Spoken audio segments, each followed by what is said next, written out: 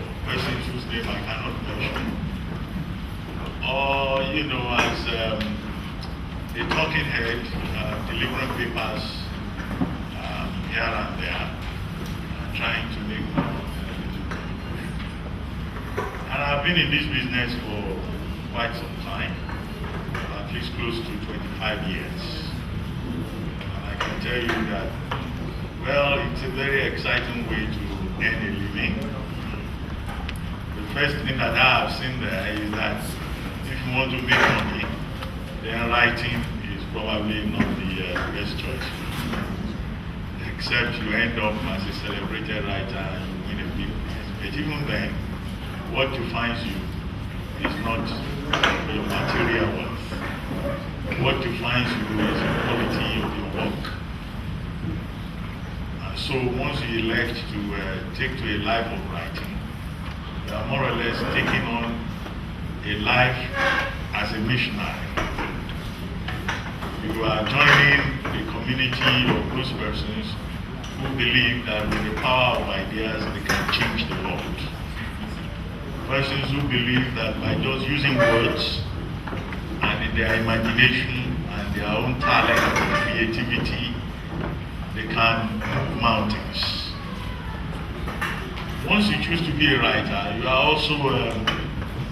Traveling on the path of immortality, because when you write,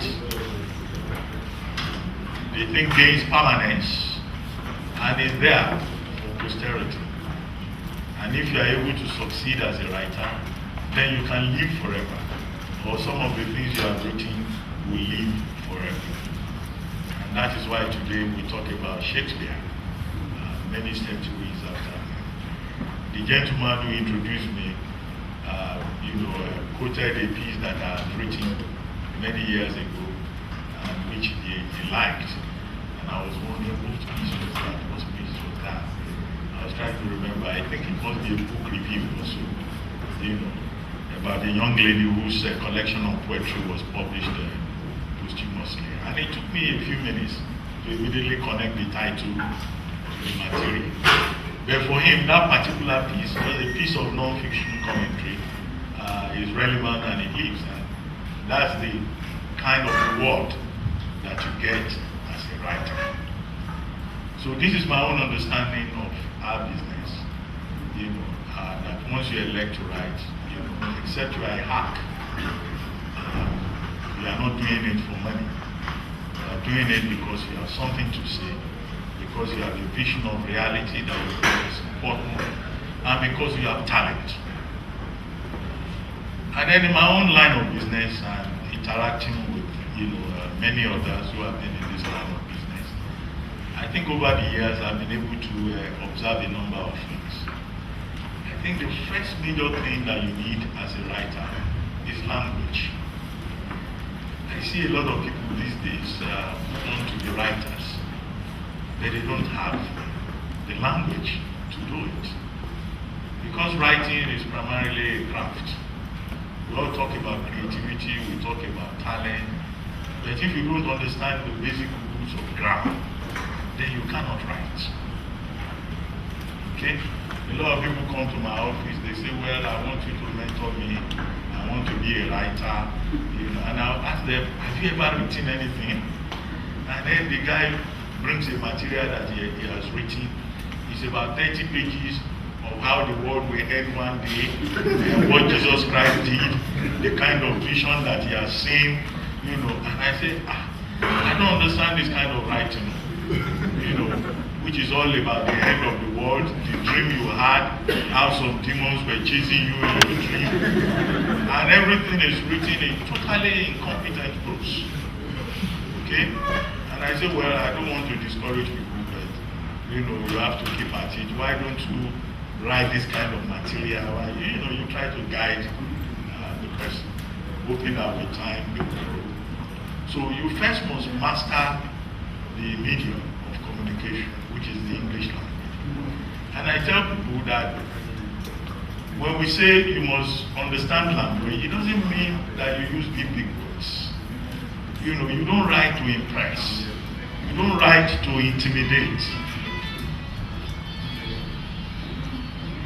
You write because you have something to say, and over time you develop your own style. Okay? You can start simple, and then you begin to experiment. But first of all, you must understand the basic rules of grammar. There is no point you say you are a writer and you can't write a correct sentence. You don't understand what is meant by punctuation marks. Okay? You don't know the difference between a preposition and a pronoun. Now, if you have such problems, then you have not started. Okay? It's like a man saying he wants to be a painter, and he cannot differentiate between one color or the other. Or a man who wants to be a carpenter, he doesn't know what particular tool he should use for a particular purpose. Just as the carpenter puts things together, the writer, I have seen, also puts things together. The other point I want to make is that writing is also a lot of hard work. I don't think that there has ever been a copy that I have written that I found easy. Okay, and I don't think anybody who is involved in this business will tell you that it is easy. For someone like me who is doing non-fiction writing, it's even more challenging because in non-fiction, you are doing analysis, and then a lot is required in terms of accuracy. You are analyzing facts. If you get your facts wrong, then you will mislead people. Then a lot of research is also required. So there is a limited scope for your reliance on imagination and all that. You can't dream up anything. It's not a whimsical piece of writing. It's something that is based on hard evidence. If you want to do, long time. If you want to do a commentary, for example, on zoning, the politics of zoning in the PDP, you must understand what zoning is all about. You must know what the constitution of the party says or does not say about zoning. And if you don't have those facts at your fingertips, then there's no basis for your commentary. Okay? Even in creative writing, of course, research will also be required, because you cannot describe something that completely fails the test of verisimilitude, except you are just doing experimental writing. And all of this will require hard work. But the most difficult part of it, of course, is the ability to sit down. Discipline. I see a lot of people, they would love to write, yes. They have all kinds of ideas in their heads. Okay? But unless you sit down, that thing will never go on a piece of paper or to your computer screen. And that's why, you find people like Humble, they have the whole world in their heads, but they really cannot translate it. So, hard work, discipline, a lot of it. Okay? And then writing requires a lot of humility. One of the things I see with many people who write in Nigeria is that they get carried away. The man writes one or two pieces that get published in the newspaper.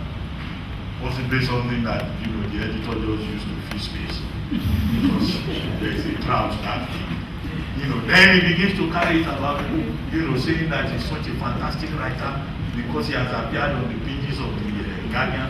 And I say, just 2 articles, you are ready to start. Or a man writes one collection of poetry, which is even vanity publishing, and it's already a superstar. Now, I think one thing we all must realize in this business is that there are a lot of very bright people out there, and it doesn't matter what you write. Once you elect to be a writer, you can't stop with just one piece or one book. It's a journey.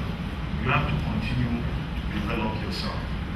This is the whole point that I'm trying to make. But I see a lot of people who are prima donnas. People come to me and they say, Reuben Abati, I read the Guardian because of you. If you leave the Guardian tomorrow, the readership will drop. I tell them, don't deceive me. The readership is not going to drop because somebody else will just step into that space and fill the space and probably even write better. And people will say, where has this guy been? And the next thing you will discover is that you buy a granite by the roadside. That article you thought you had written that was so fantastic, you will see they are using it to wrap granite. Then it will suddenly occur to you that you are not so important after all. Okay, you can make your own contribution, but the world is not going to end.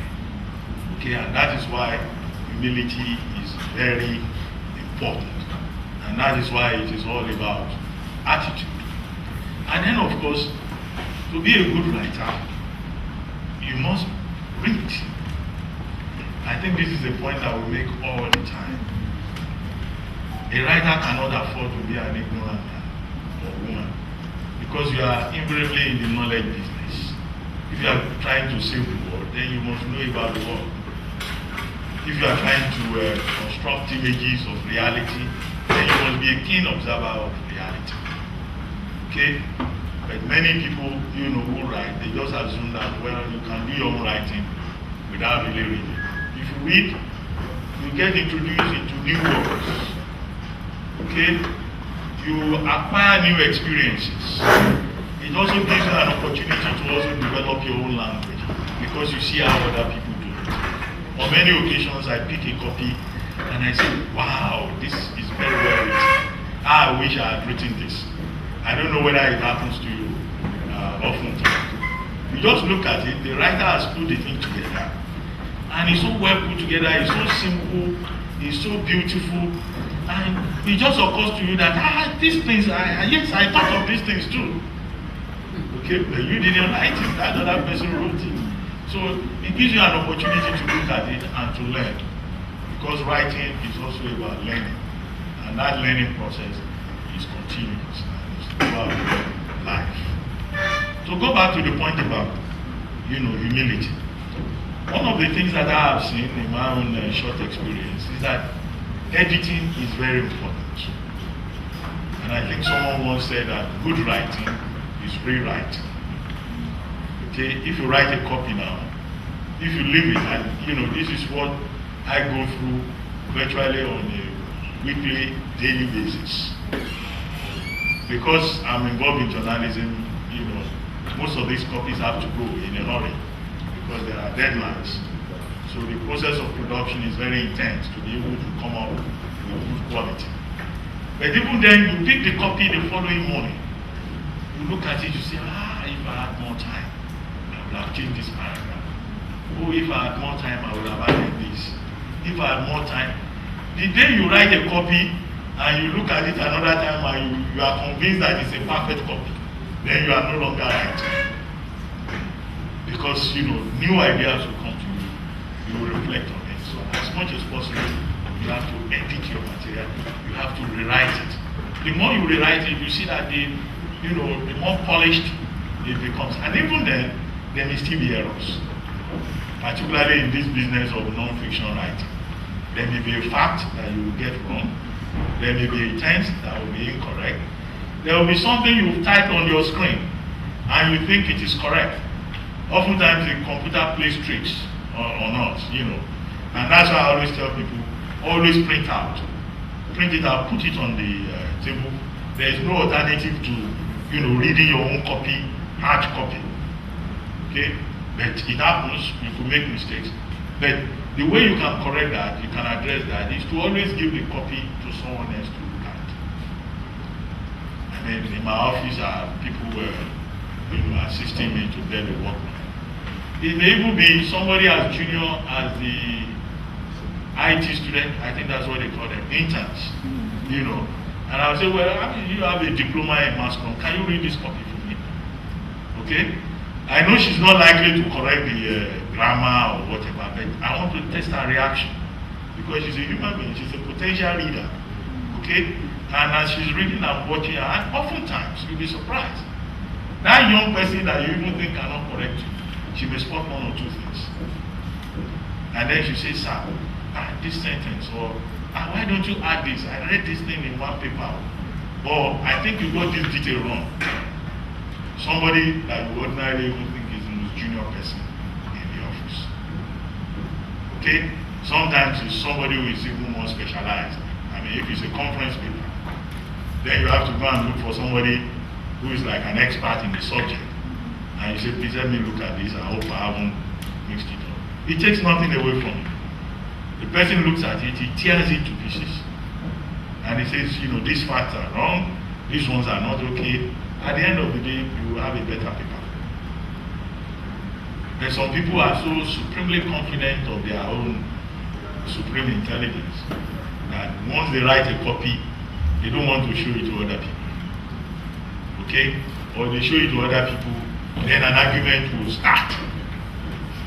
The person will say, I think you should do it like you say, no, it's not like that. That's not how our teacher told us. Okay, then the purpose is defeated. You can edit yourself, but it always helps to give the copy to someone else to help you look at. And you discover that you learn a lot from just listening to other people.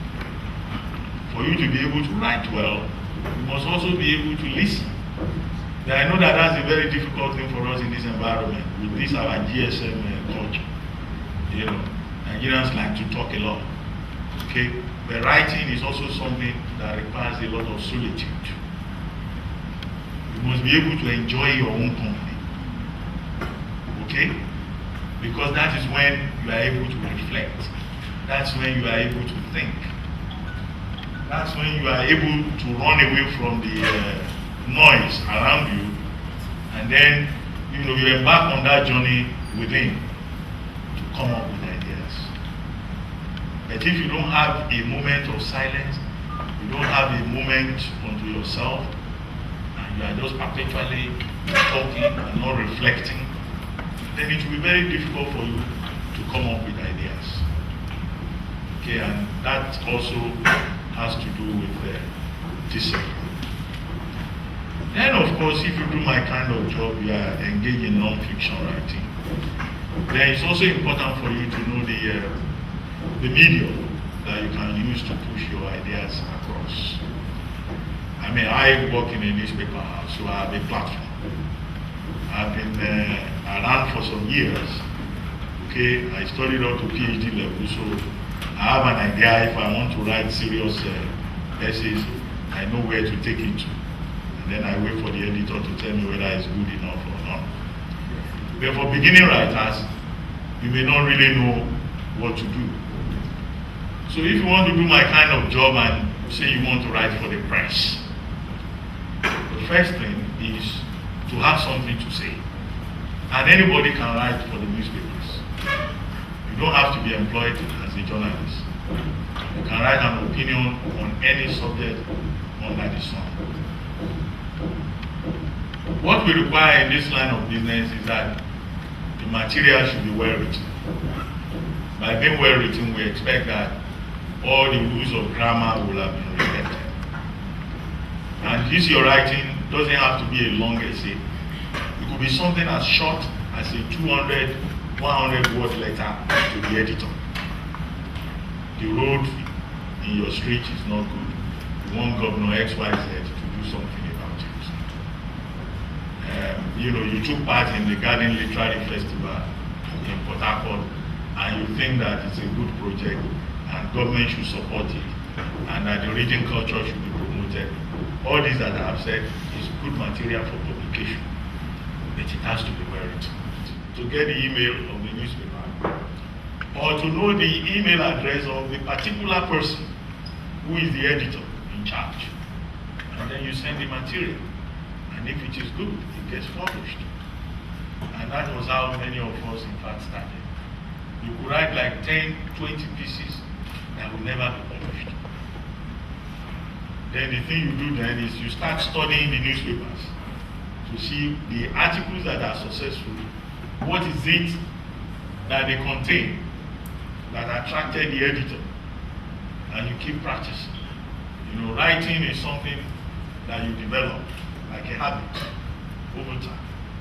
And the more you practice, the more you make the effort to develop yourself, the more perfect you become. Although I don't think there is anything like perfection in writing, because you keep learning throughout. And you always see new ways of doing things. And then, if you are lucky, the material gets published. There is nothing comparable to the thrill of seeing your name in print, your byline. I don't know whether any one of you has tried it before. You see your name in a newspaper published in Lagos, and you are in Port Harcourt here. Something you just wrote, maybe a poem, and then the thing appears in the newspaper, and you look at it, it's actually your name. You check it again, the thing is in black and white, and they put something there. Ude lives in Port Harcourt. You won't know when you go and make photocopy, you start taking it around your friends. And then if one of your friends calls you and says, I saw one Ude writing something in the Guardian. Would that be you? You say, yes, it is me. Don't you know I'm a writer? One article, the man is already writing. And then, of course, you feel encouraged. You want to do more. Okay? If it is not a newspaper article, you will find yourself, well, many of you will have experienced being invited to give a lecture. And then you have to write a paper, which is something that, someone like me does on a regular basis. And then you have a captive audience, sometimes maybe about 200 people, 300 people, association or whatever, their 50th anniversary lecture, and everybody has come to listen to you. Now there are lessons also in that regard. Yeah, you are going there to write a copy, but one major lesson with writing is never take your audience for granted. I always tell myself that anytime I have to write a copy, I imagine that there are more knowledgeable people in the audience who are going to read that particular paper. So that's why I make an effort. Because oftentimes, you may be the man presenting the paper just because, well, you have a name, you have a stature, you have the opportunity.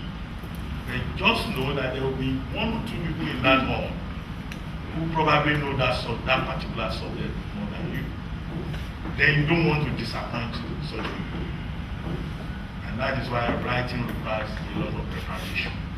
You have to do your own work. It's like going to a party and you are making sure that your shoe is well polished, the attire is okay, and all that. Why are you doing all that? Because you want to look perfect. You want to look good. And nobody respects anybody whose writing is sloppy. Because what you are saying very well is that you don't respect your audience. And the more knowledgeable people that are out there will know. And for such presentations as lectures or analysis, the bulk of the work will be in the area of research. If you do your research very well, you get your facts right, then the rest will be a matter of intelligence, your ability to analyze the material and to present it in a very compelling manner. The one thing you also discover there again is that language is very critical. There's no point saying you want to be a writer if you cannot use the English language. There's no point saying you want to be a writer if you don't have a flair for it. I take business writing classes from some of these companies. They recruit new people. They've told them they've been engaged. You know, one of the things they do with those business writing clinics is that they use it to eliminate people. You have taken, there's something they call aptitude test, right? You've taken aptitude test, you've passed, it's a bank or it's an oil company. You've done interviews. You have even seen the CEO or whoever it is. Then they will come out, they will say they want to do training. They use it to weed people out. Then they put them in one building somewhere and all that. Then they invite people like me to come and do writing sessions with them. And we give these young graduates very simple writing assignments. Extremely simple. Something as simple as a formal letter. Okay, or a business letter. By the time they finish with those assignments and the thing comes back, they will be shocked. That out of a class of 30, maybe only about 15 will be able to write a successful letter. They will think it's a joke because, you know, the thing is interactive. You know, they will tell you, oh, I cannot write a formal letter. But after that 1 month training, they will just take only 15 out of them. And they won't know what happened.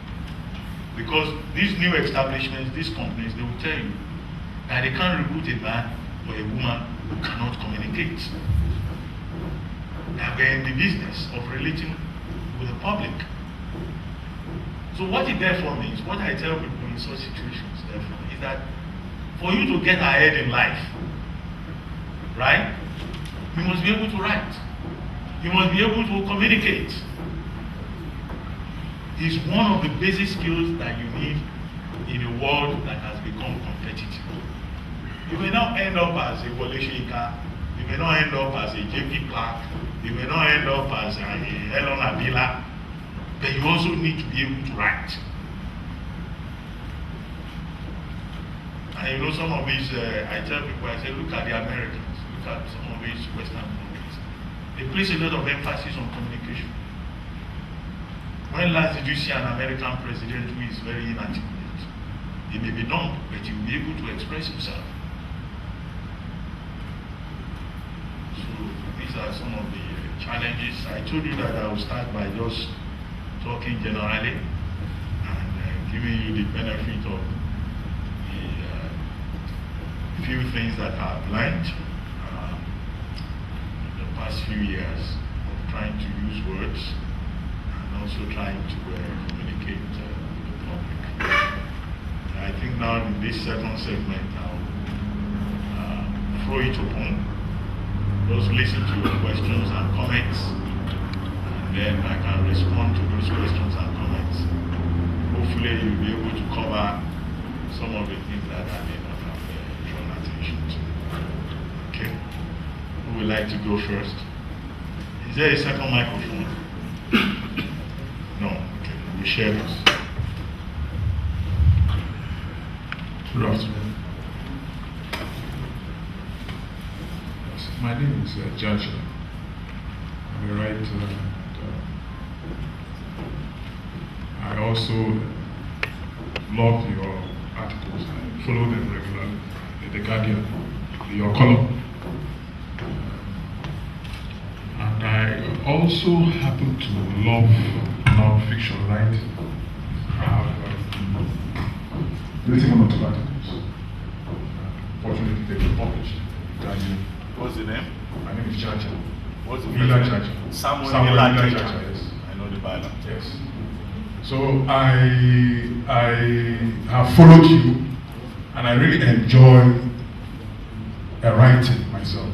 But one question I want to ask is how, apart from what you have enumerated on what it takes to be a good writer, non-fiction writer, I also want to ask whether these things can be, how you can improve, whether you have to have been schooled properly, that is, gone to workshops and studied, because I haven't attended workshops, I don't go to workshops like this much, or maybe this is my second workshop.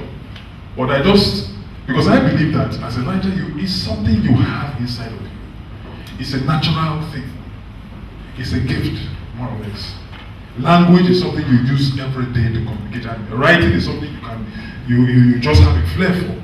I don't know whether it takes some special, maybe you have to go and do a PhD or something to become a better writer. Or just anybody can just, even a school student can just come and write and get published. Are there other special qualifications that you need, sir? Okay, yes, I know Samuel Mila Chacha's my line very well. I haven't published your copies, so you don't have a problem. You already have you're already a writer. And let me put it like this. You don't need to have a PhD to be a writer. I think that the basic thing you need is just the flair. And writing is a craft. You can learn it. Once you have the flair, and you have the tools. I keep talking about language. If you don't understand basic rules of grammar, and you are going to use the English language to communicate, then don't bother. Because there's no point writing a meaningless paragraph. And then you say, oh, with time you will improve, or you keep insisting that people don't understand what you are trying to say. Now, if nobody understands you, then you better forget it. Okay, so you need basically that tool, that language, plus the flair or what you call talent. But you can learn it. You can learn how to write one. I give you an example. When I was in the University of Calabar, there was a course we took. That course was English composition. Many of us who registered for that course, we thought we were bright students. We had, 8 A's, 9 A's from school side. And, when you're a young man and you have that kind of result, you have an attitude.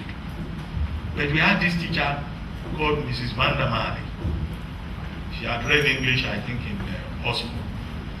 And the only thing we did in that course, first semester, second semester, was just how to learn how to write, learning how to write. She took us through the narrative essay, the expressive essay, the analytical essay, the descriptive essay. And anytime we had a course, there was no textbook as such. She would just explain to you, this is how it's done. She will give you samples. Then you sit down and you write for her a descriptive essay at the beginning of the class. At the end of the class, you write another essay. Every class, we were forced to write. Now, by the time you do that for a whole year, you will come out of that class learning one or two things about how to write. Particularly, the teacher is somebody who, was as patient as Mrs. Vanderman. Of the dictionary, because if you see what's like gay, maybe in 1998 or in this state, it used to mean being happy or feeling happy.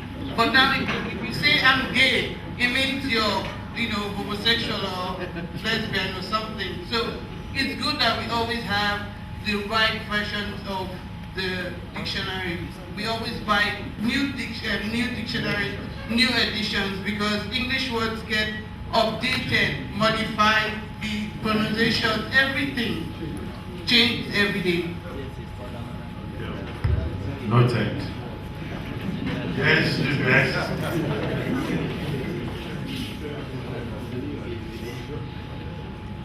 Yes, next.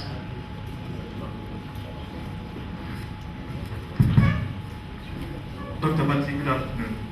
My name is Chukwuemeka David. And so my question is this on editing. On the issue of editing, sometimes you write and